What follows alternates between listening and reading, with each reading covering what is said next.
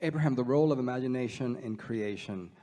I'm playing with the idea of imagining my brain cells firing up and lighting up in very good feeling ways. And you've talked about grids, vibrational grids, energetic grids, but there are neural grids. Whenever I think a thought, certain neurons, brain cells light up just like the vibrational grids. And I've been playing with the idea of using my imagination to play with my brain and shape my brain in a better aligned direction. And I find that there's like a nutshell there that I want to develop. It's like an acorn. I want to see that develop. Here's something worth thinking about. You know how your engine of your vehicle is doing its thing? You've put fuel in the tank and there's some system that is causing a combustion that is giving propulsion to the whole experience. And while you could study how that's happening, and you could even make a little place for yourself under the hood where you're monitoring and being part of the engine process. Usually it's just better to get in your car and go where you want to go with it. And so you used a word here that we are very eager to chew on a little bit, and that's that word imagination. Because imagination, image, active image, unconditional, because I'm not looking at something and observing it. I'm not looking and observing. Actually, without even knowing it, I've found a vibrational stance which is causing the images. I have found a vibrational stance that is causing the images, and I'm receiving the images. I'm not imagining, I'm allowing myself to be imagined in. So, Abraham, did you just say I'm not the thinker of my thoughts? You are the achiever of the frequency that allows you to receive and translate the vibration into a thought. So Esther was visiting with a friend the other day who is not part of this work. She is Esther's hairdresser. And so she was talking about some things she sees. And Esther was explaining to her, Esther said, I find this place where I can translate into words. And you are finding a place where you are translating into images. That's what imagination is. Now, those images come to you from some vibration somewhere. If you've been worried about a lot of things, if you've been convinced that there's evil in the world, if it doesn't matter what it is that you're believing, there is a vibration that you're translating into images. So what we really want to say is we want to get way down the road to step 12 so that you are consistently in sync with who you really are, and then allow yourself to be the receiver of what you're calling imagination, which we are calling translating vibration into the pre-steps of what you later will experience as reality. Does that make sense to you? Perfect sense. Great clarity. I'm creating fertile ground for my imagination. That really is the best way to look at that. Years ago, Jerry he wrote a paper, but he was wanting to let a whole body of his work be about turning thoughts to things. Turning thoughts to things.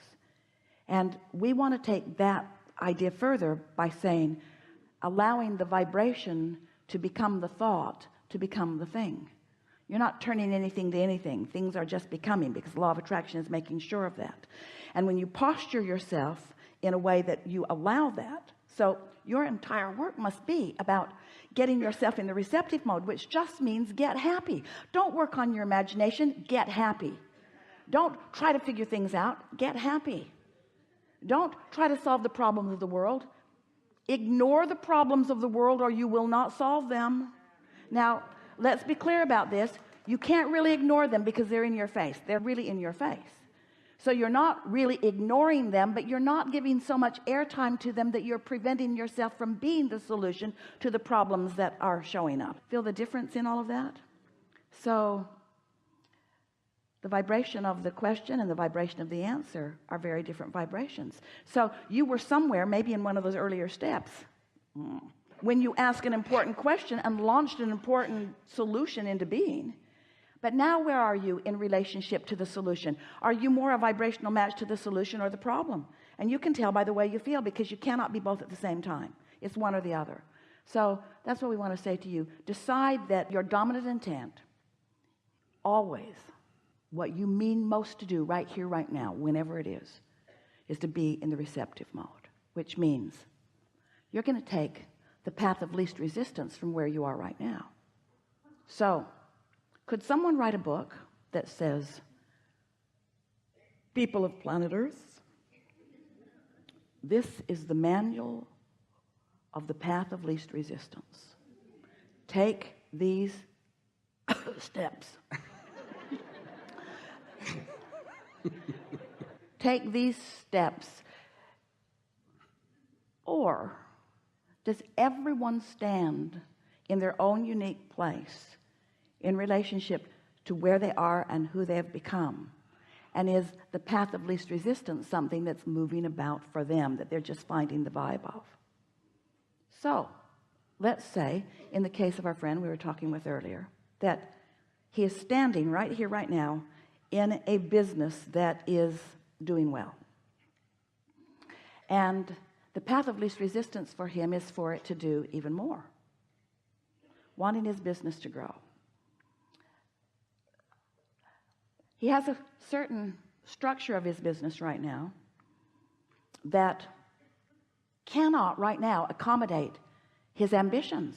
So rather than all of a sudden going out and inquiring, getting his business bigger than his business, which is the path of more resistance, he instead stands where he is and takes the path that feels the best right here and right now. So do I go get a big loan and build a big infrastructure and hire a whole bunch of people? Only he could know if that's the path of least resistance or the path of more resistance. There's no formula that's right for everyone. And the formula that feels right for you right now may not be the formula that's right for you as you get down the road a little bit, because the path of least resistance keeps shifting, because it keeps being the path of least resistance in relationship to where you are and what you now want, and where you are and what you now want. You see what we're getting at? See if we can find another example of this. So you're in the living room with your children and they are bickering. Hardly happens to any of you. It's been going on for quite a while. It seems like the path of least resistance is to just go in there and knock their heads together.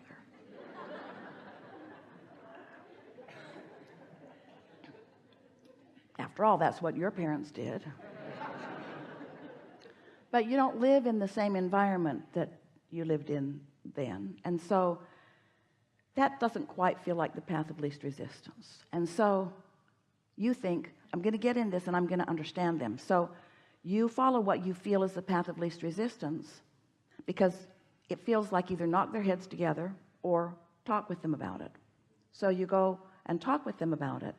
And what each of them does is volley for their defense.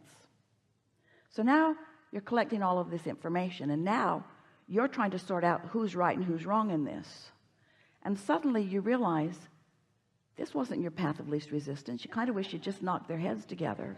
But you decided earlier that that wasn't the path of least resistance. And so now you're here. You're not going to knock their heads together. But also, now getting in the middle of this, you can feel is not the path of least resistance, because it's not getting better. They're more defensive. Everybody's talking louder. They want you to be the arbitrator. You know, you don't create their reality. You create your own. So now another path of least resistance is sort of lighting up. And the thought occurs to you, because your desire is strong and you're not too far from it, from your alignment. Maybe I'll just let them work this out. Maybe I'll let them have the life experience. That gives you a feeling of greater ease. Now, the parenting book said, never do that. The parenting book said, never go in and lay down the law and then just walk off. But you can feel that you're getting nowhere doing what you're doing, and that things are escalating rather than softening. And so you decide you're going to take the path of least resistance. And so you say to them, my tendency is to send you to your room, but I've decided instead I'm going to mine.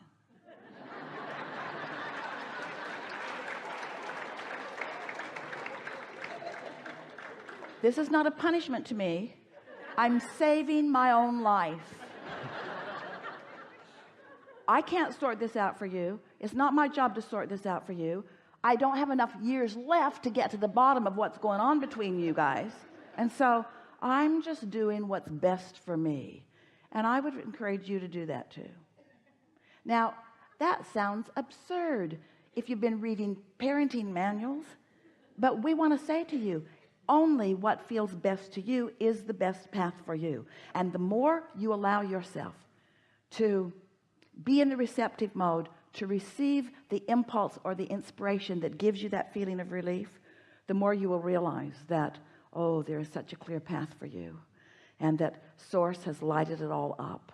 And when you get in the practice of caring about how you feel and reaching for that alignment first, because alignment trumps everything, what you will begin to discover is that there are not 12 steps, there are millions of steps, and they will light up just when you need them. It is unlikely that the same step that you are taking right now will light up for anybody else at the same moment, because your relationship with your own vortex is much more varied than you know, you see. What you're wanting to impart to yourself and to your clients, to your students, to your children, to everybody through the clarity of your example is, I accept the goodness of me, and I've decided to let life treat me right now as well as it can.